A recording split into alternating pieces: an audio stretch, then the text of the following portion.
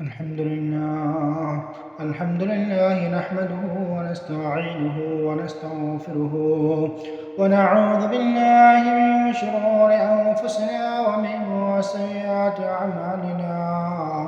من يهده الله فلا مضل له ومن يضلله فلا هادي له، ونشهد أن لا إله إلا الله وحده لا شريك له، وأشهد أن محمدًا عبده ورسوله.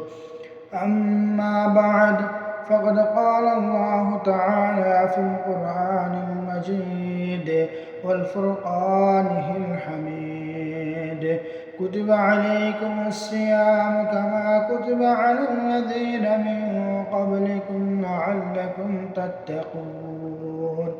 وقال رسول الله صلى الله عليه وسلم: من صام إيمانا واحتسابا غفر له ما تقدم من ذنبه، أو كما قال عليه الصلاة والسلام. সম্মানিত মুসল্লিয়ান কিরাম, আমি যে আয়াতে কারিমা তেলাওয়াত করেছি এবং রাসূল সাল্লাল্লাহু আলাইহি ওয়াসাল্লামের লক্ষ লক্ষ হাদিস থেকে যে একটি হাদিস তেলাওয়াত করেছি, এই কোরআন এবং হাদিসের মধ্যে আল্লাহ রাব্বুল আলামিন বলতেছেন, আয়াতের মধ্যে যারা রোজা রাখবে, কেন রোজা রাখাকে ফরজ করেছেন? লাআল্লাকুম তাত্তাকুন, যাতে করে মানুষ মুত্তাকি পরহেজগার হতে পারে। আর রাসূল সাল্লাল্লাহু আলাইহি ওয়াসাল্লাম বলতেছেন, যে ব্যক্তি রমজানের রোজা রাখবে, আল্লাহ তাআলা তার পূর্বের সকল গুনাহগুলো মাফ করে দিবেন। সুবহানাল্লাহ। রমজানের দুটি কাজ করতে হবে, একটা হচ্ছে রোজা রাখা, আর একটা হচ্ছে তারাবির নামাজ পড়া। অন্য এক হাদিসের মধ্যে রাসূল সাল্লাল্লাহু আলাইহি ওয়াসাল্লাম বলেন: قال رسول الله صلى الله عليه وسلم: من قام إيمانا واحتسابا غفر له ما تقدم من ذنبه। যে ব্যক্তি রমজান মাসে ঈমান এবং সওয়াবের নিয়তে রমজানের রোজা রাখবে এবং তারাবির নামাজ আদায় করবে, আল্লাহ তাআলা তার পূর্বের সকল গুনাহ মাফ করে দিবেন।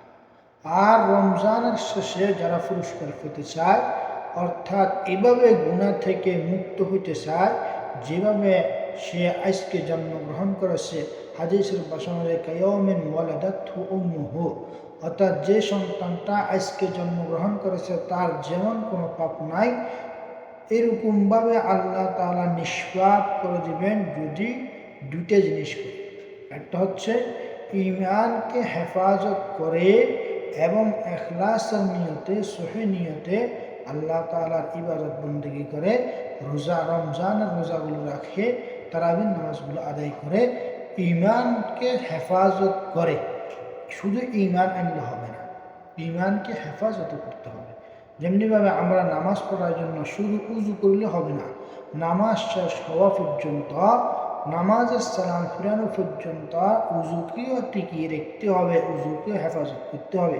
তেমনি শুধু ঈমান আনলে হবে না, ঈমানকে টিকিয়ে রাখতে হবে, ঈমানকে হেফাজত করতে হবে মৃত্যু পর্যন্ত। যে ঈমানকে হেফাজত করে ইখলাসের নিয়তে ইবাদত করবে, আল্লাহ তাআলা তার গুনাহগুলো থেকে তাকে এভাবে মুক্ত করে দেবেন যেভাবে একজন সন্তান আজকে জন্মগ্রহণ করেছে, অর্থাৎ যে সন্তানটা আজকে জন্মগ্রহণ করার কারণে তার যেমন কোনো গুনাহ নাই, সে নিষ্পাপ, তেমনিভাবে আল্লাহ তাআলা ওই বান্দাকেও নিষ্পাপ করে কিয়ামতের মাঠে উঠাবেন। সুবহানাল্লাহ।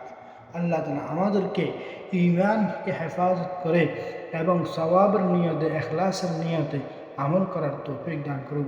সকলে বলি আলহামদুলিল্লাহ, আমিন। আলহামদুলিল্লাহ রাব্বিল আলামিন।